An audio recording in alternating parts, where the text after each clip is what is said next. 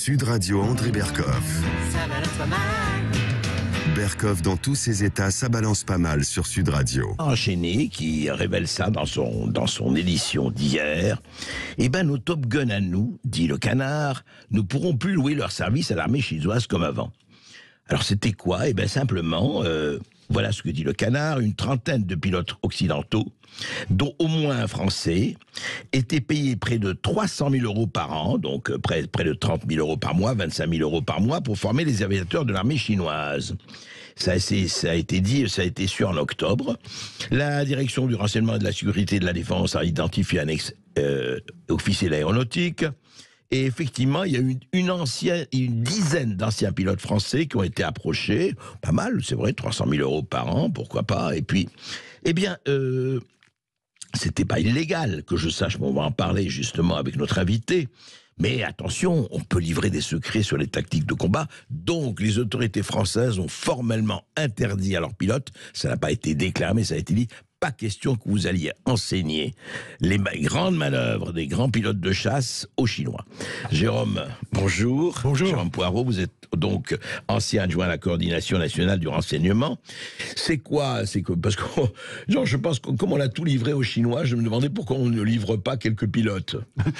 Oui, mais il faut dire que la Chine est décomplexée, elle a des ambitions militaires et dans tous les domaines, elle veut devenir la première puissance mondiale, donc elle a pris la mauvaise habitude de faire ses courses à l'étranger pour recruter les meilleurs dans tous les domaines. Elle a une politique d'ailleurs quand il s'agit de recruter des personnes, c'est celle des têtes blanches, c'est-à-dire de recruter des gens qui ne sont plus en activité de tête blanche parce qu'ils sont retraités. Oui. Alors c'est une habitude déjà, depuis des années, c'est une politique très très claire. Notamment des scientifiques. Il y a beaucoup de scientifiques français qui sont des fonctionnaires des laboratoires comme le CNRS. Et puis, la limite d'âge fait que quand ils sont encore capables de produire beaucoup, ils sont mis à la retraite. Luc Montagnier. Mais bien sûr, exemple, donc ce sont des cibles prioritaires. Et comme les militaires prennent leur retraite encore plus jeunes, et que l'aviation militaire, c'est un secteur qui est extrêmement sophistiqué, beaucoup plus qu'on ne le croit. Et l'armée de l'air chinoise n'a jamais combattu nulle part. Et elle s'apprête peut-être à affronter l'aviation américaine. Mais... Et aujourd'hui, si les deux s'affrontaient, ce serait un tir au pigeon.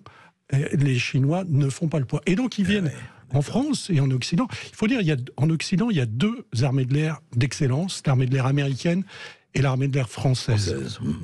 La Royal Air Force... En matière d'aviation militaire. Ah oui, de très très loin. La Royal Air Force britannique, qui a eu ses heures de gloire, est en assez mauvais état. Et l'excellence française, elle tient notamment au fait que depuis 1964, l'armée de l'air assure l'alerte nucléaire. La première composante de la dissuasion nucléaire, c'est l'armée de l'air depuis 1964. Et donc, dans ce domaine-là, ça nécessite un niveau d'exigence qui est extrêmement élevé. Et c'est ça, une des raisons qui fait l'excellence de l'armée de l'air française. Mais vous savez, c'est pas que piloter. Si ces pilotes, anciens pilotes de chasse français, allaient former des gens à manier des planeurs, pourquoi pas? Mais c'est des systèmes d'armes dont on parle quand il s'agit d'avions militaires. Et puis il y a une autre dimension, c'est la capacité à monter des opérations. Je vous donne deux exemples. En 2018, contrairement à son prédécesseur, le président de la République actuel décide d'aller frapper en Syrie, puisque le régime de Bachar el-Assad a utilisé des armes chimiques.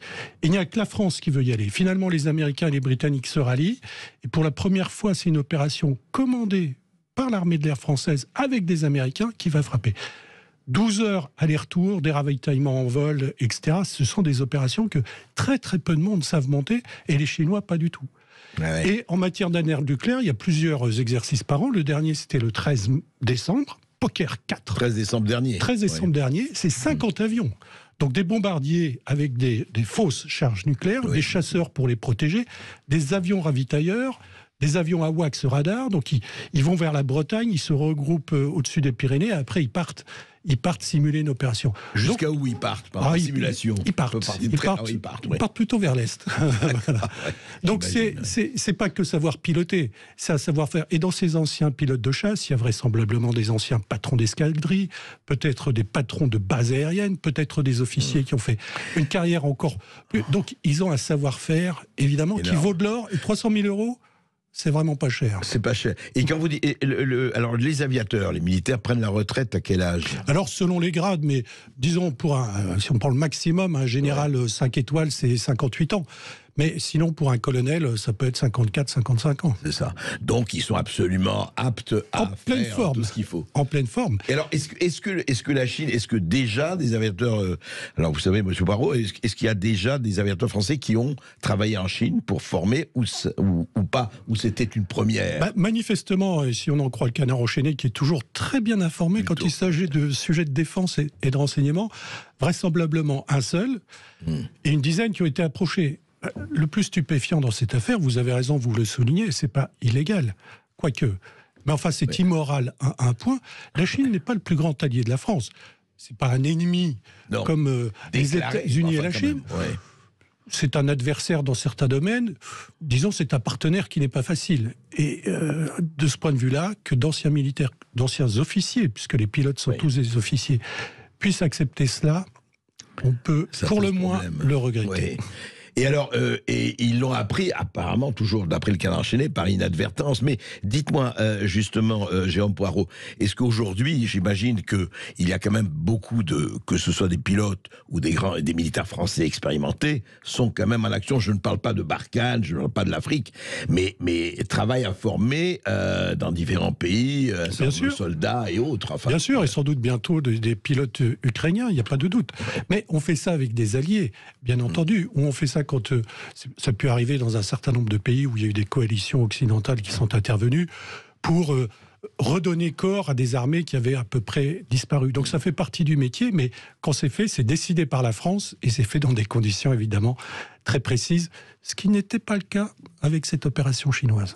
Oui, c'est vrai, c'est très bien. Enfin, peut-être qu'on en saura un peu plus, mais on verra. Mais juste un mot par rapport à ce que vous disiez. On parlait de l'Angleterre et pour tout autre chose et leur magnifique management des variants. Oui. Comment vous expliquez? Enfin, l'Angleterre est aussi une puissance nucléaire. Qu'est-ce qui s'est passé avec la RAF? L'Angleterre est une puissance nucléaire, mais enfin, qui n'est pas autonome. Elle est sous contrôle américain. Contrôle américain, c'est-à-dire que le Premier ministre britannique ne peut pas appuyer sur le bouton nucléaire si les Américains ne donnent pas leur accord. Et c'est pas notre cas? Pas du tout, nous sommes totalement autonomes. Mais la RAF, en fait, comme l'ensemble de l'armée britannique, a subi des coupes budgétaires telles.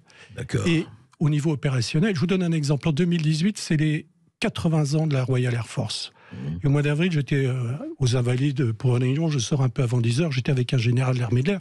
Il me dit, écoute, à 10h, il y a un Rafale et un Typhoon, c'est-à-dire un avion de la Royal Air Force, qui vont passer là au-dessus des Invalides. C'est une manière de célébrer la coopération entre les armées de l'air au moment de son anniversaire. L'entente cordiale. Enfin. On entend un énorme bruit, un Rafale en rase-motte, très bien, et pas d'autres avions. Et donc le Typhoon n'est jamais arrivé. Quelques jours après, je lui demande mais qu'est-ce qui s'est passé? Il me dit c'est simple, quand le pilote anglais s'est présenté devant l'espace aérien des Pays-Bas, eh bien, les contrôleurs aériens hollandais n'ont pas laissé rentrer. La Royal Air Force avait oublié de déposer un plan de vol. Donc, vous voyez le niveau de compétences opérationnelles. On peut espérer que, comme beaucoup d'armées occidentales, il va remonter en puissance, mais quand je vous dis qu'il y a 2 armées de l'air en Occident qui sont d'excellence et les autres sont très très loin derrière, l'armée de l'air américaine, l'armée de l'air française, ça n'est pas de la publicité mensongère, c'est une réalité. D'où l'attraction, d'où l'attirance bien sûr, d'un certain nombre de pays pour les... Et beaucoup de pilotes français ont combattu en Syrie, en Irak, en Libye, on peut le regretter peut-être, dans beaucoup d'opérations en Afrique. Donc ce sont des pilotes qui non seulement sont excellents, excellemment formés, excellemment entraînés, mais qui ont une expérience, pour beaucoup d'entre eux, d'opérations militaires au combat. Alors, quid, pour l'expert que vous êtes, c'est une question qu'on s'est beaucoup posée, à un moment donné, y compris quand il y a eu l'opération en Syrie. Oui. On dit oui, mais les Français, oui, mais ils ne peuvent pas, s'ils n'ont pas certaines pièces de l'armée américaine, ils ne peuvent pas faire ça. Est-ce qu'aujourd'hui, je vais vous poser autrement la question, notre autonomie est complète ou pas, très franchement? Non. Vous savez, il y a une domination technologique et scientifique américaine dans tous les secteurs de pointe, qui fait que dans le domaine de l'armement, les Américains ont une réglementation qui s'appelle ITAR, qui est bien connue des spécialistes, qui fait que vous ne pouvez, par exemple la France, exporter des matériels de guerre qui contiennent des composants américains qu'avec l'accord des Américains. Parfois, c'est un petit composant. Parfois, ça peut être une vitre particulière, une pièce très particulière. Ce qui fait qu'on est toujours très content d'exporter notre armement. Mais dans la réalité, ça ne peut se faire qu'avec l'accord des Américains. C'est ça. En fait, s'il y a une petite pièce de fabrication américaine, il faut l'accord de l'Amérique. Ah, ils sont très forts, les Américains. Ils savent tenir...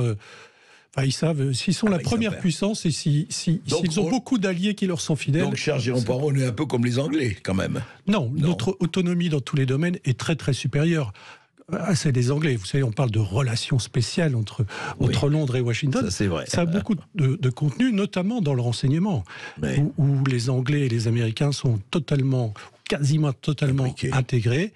C'est très bon pour le renseignement britannique qui a accès à beaucoup de choses. C'est un peu moins bon en matière d'autonomie, évidemment, y compris pour le pouvoir politique. C'est quand même important. On l'a vu avec l'invasion de l'Irak en 2003, où il y a eu un parfait alignement des Anglais sur les Américains.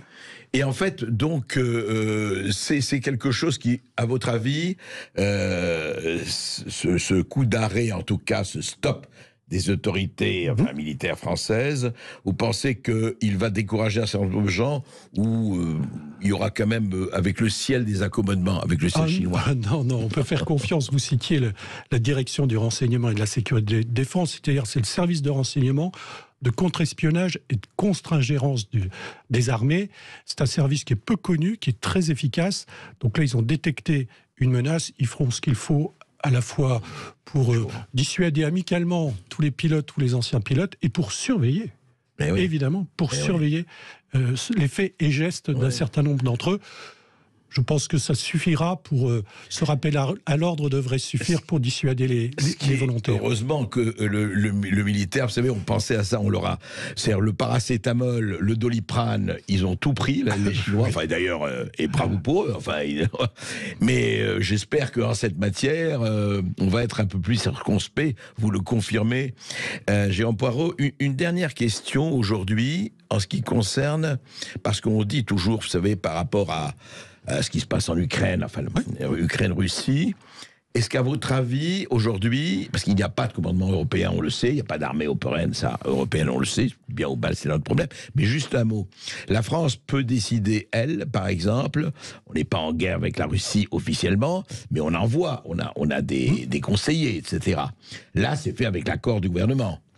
Ah ben ce ne sont que des fonctionnaires ou des militaires qui sont envoyés en mission par le gouvernement français. Et on pourrait aller plus loin ? Bien sûr, il y a déjà du monde, mais il pourrait y avoir davantage de monde. En fait, la limite qu'aucun État occidental n'a franchie pour l'instant, c'est qu'il y ait des soldats au combat face aux Russes. Et ça, c'est la guerre. C'est des déclarations de guerre. Ça, c'est la guerre.